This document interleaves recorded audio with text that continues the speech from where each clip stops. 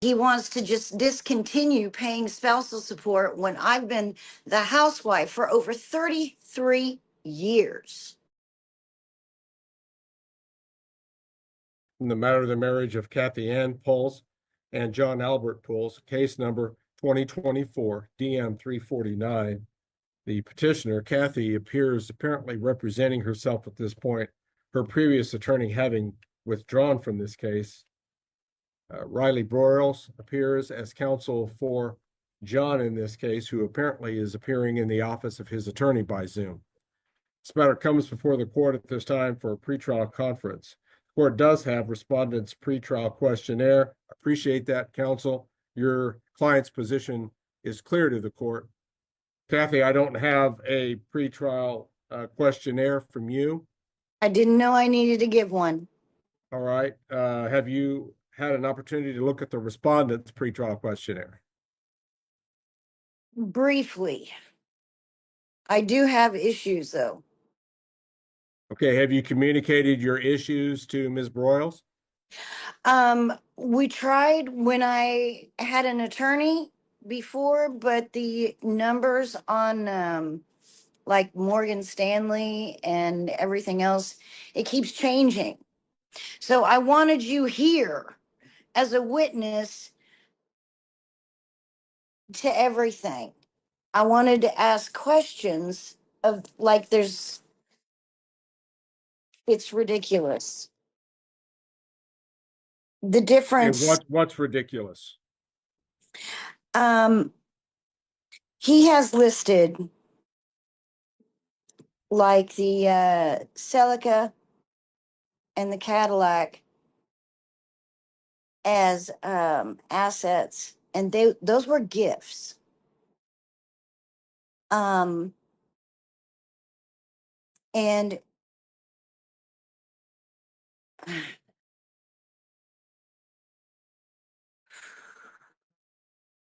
the original amounts that were on listed, like the Morgan Stanley, for it was originally 820,432 and 11 cents, and now it's 800,758.55 cents. That's almost a difference of $20,000. And the portfolio management, there's a difference of almost 15. And the UMA 4897, there's a difference of almost, well, a little over 7,100. All right. Can you explain these discrepancies, Ms. Broyles? Yes, to a degree, Your Honor. So the original amounts that we had listed were from a old spreadsheet, and then we were able, from Morgan Stanley, and then we were able to obtain more accurate information from Morgan Stanley with updated statements, and so we updated the spreadsheets accordingly. The first couple spreadsheets, we didn't have all of the information we needed, but since that time, we have received the correct information. And I believe, I have to double check my emails, but I believe we provided that information to Ms. Pulse's previous attorney way prior to her withdrawal in the case, Your Honor. Right. Is there consistency in the valuation date on this spreadsheet? Yes, I believe there, as close as we can get it, Your Honor, there should be. Okay. Okay, well, wait a minute. The date.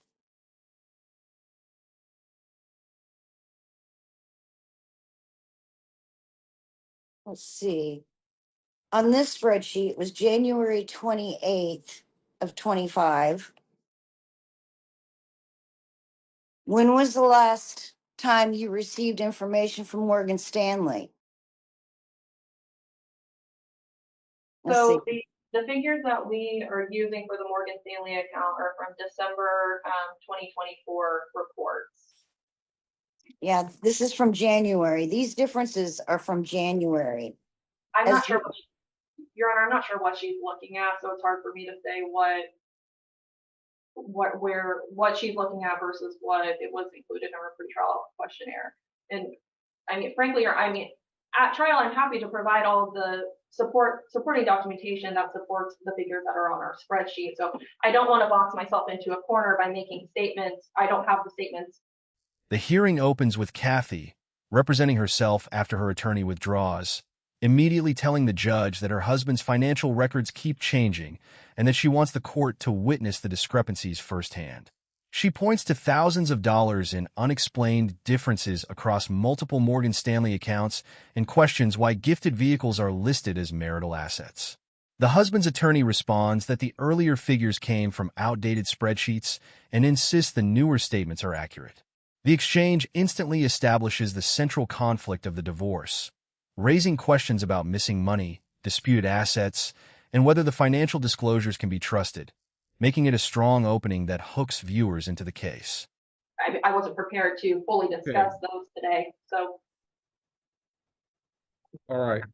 Oh, So you're requesting this court establish a valuation date, essentially of date of filing, which would relate back to September of 2024. Is that correct, Ms. Broyles? Yes, Your Honor. All I right. will say, kind of a caveat, one of our, the Morgan Stanley figures that we're going off of are from a December 2024 report that we have. And that was as close as, I believe, as close as we could get it to the date of filing. All right. Is there any problem with that being the valuation date, Kathy? no, not at all, but the numbers have changed. I mean, even the one that I received today have changed since January. Right. I'm not surprised that This, account values would change even on a monthly basis. Either they're going to oh, go up or down. absolutely, but it was ordered by the court for accounts to be frozen at the November 1st All right. court Has there date. been invasion of these accounts? There has not, Your Honor. I would assume that any changes are as a result of the market changing. These are investment accounts. All right. That certainly seems logical. Okay. So also the money that he took out of the checking account when he was issued the restraining order and gave it to Morgan Stanley, that needs to be put back. I was supposed to be issued $75,000 in difference because of what was sent to Morgan Stanley. It was half of what he had sent to Morgan Stanley as an investment. And I never got that back. As well as he wants me to give him the house. And he's talking about his father's Cadillac or Corvette, which I have no issues in just giving him because it's an heirloom. But I also used my inheritance to put a down payment on that house of $60,000. And we bought that house together. So why would I just give it to him? And That I don't makes know no why you're sense. getting into this today. Well, exactly. I don't. This isn't a trial. And I just wanted to determine if we have disputes and what issues are in dispute. Really, these discussions might be better held with Ms. Broyles. If you have a complaint with their proposal, they've at least laid out for you what they're going to be proposing to the court. You haven't done that for them. I did. As I I understand. don't know the law. I don't know what I'm supposed to do. And also Well, it's actually, I think you do because you seem to be able to identify disputes quite readily where your problems are with their proposal. Here would be my suggestion. In fact, it'll be my order. Kathy, if you're going to represent yourself on this thing, then I'm going to establish 14 days from today's date for you to give a formal response to Ms. Broyles on the issues on the pretrial questionnaire. okay. If it could be done in a manner that she could understand, you might even just take a copy of it, write your comments on it. I'm not going to tell you what format to use, but if you've got an issue with what her proposals are, you let her know what those issues are. And why. Okay. And You have 14 days to do that because I think Ms. Broyles needs to know what's in dispute and what isn't. okay. As well as perjury and I don't know what you mean by perjury. on the trial from November 1st. Okay, there wasn't a He, trial on November 1st. well, There was a hearing conducted. he got on the stand and basically just he lied, just outright lied. And it's $4 a page to have it printed out in Butler County, to have the transcript printed. I can't afford that. And he's supposed to pay his alimony on the first of every month. Last month he didn't pay it until the 10th. This month I still haven't gotten it. He took everything we had. I don't have a job. I'm disabled. I'm upset. And I Okay, think are you receiving disability from a government? no. No? Oh, okay. He stole my identity. Everybody is I'm using going my to object. identity. These are baseless allegations, perjury, identity theft. There's no basis for these allegations. I'm going to object to this line of. So noted. Again, she's not under oath. It's not testimony. She may have a basis for what she's saying and she may not. I'm not going to try to sort that out today. Just be careful what you say here, Kathy. I just hope that if you are going to make accusations, you got proof to back it up. I do. Okay. That's the kind of thing that we sort out at the trial. The discussion escalates as Kathy claims investment accounts were supposed to be frozen, accuses her husband of moving money, and argues she never received her share after funds were transferred to Morgan Stanley. She also disputes ownership of the marital home, explaining she invested her inheritance into its purchase. The judge repeatedly reminds her that this is only a pretrial conference and orders her to formally respond to the opposing side within 14 days. Tensions rise further when Kathy accuses her husband of lying under oath, failing to pay alimony on time, identity theft, and forgery, prompting immediate objections from opposing counsel. The judge warns her that such serious accusations will require evidence at trial. At least right now, I don't have a real perception that there's anything that's undisputed. If so, very little. We've Well, got issues regarding property valuation, property division, perhaps spousal support. mhm. Those issues still exist. The fact of the matter is I just wanted it to be fair and equal and reasonable. I mean, he wants to just discontinue paying spousal support when I've been the housewife for over 33 years. So, yeah. Are you capable of rejoining the workforce? No, because I pretty much gave up my mobility, having children, raising those children. I used to get ablations on my lower back. They give 8 different sections of my lower back. I can't afford that anymore.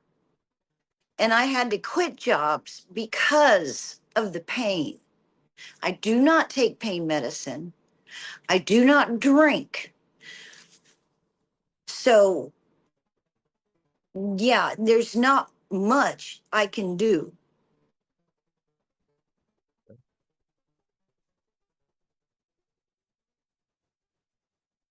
I've had surgeries. I've had my left knee replaced 3 times, my right once. I've had a I've had 7 different surgeries.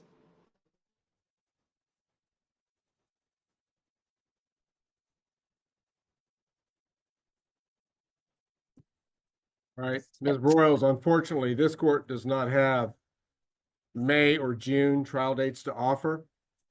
In fact, I think that the most viable trial date that I can offer at this point would be Tuesday, July 29. Mandy, would you check that to make sure nothing else got scheduled very recently here? Tuesday, July 29. That would work for me, Your Honor. Very well.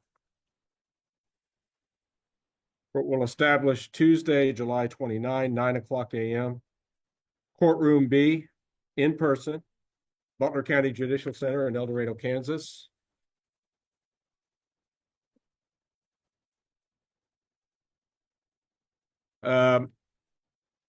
I'm going to establish a deadline for providing of an exhibit notebook. Broyles,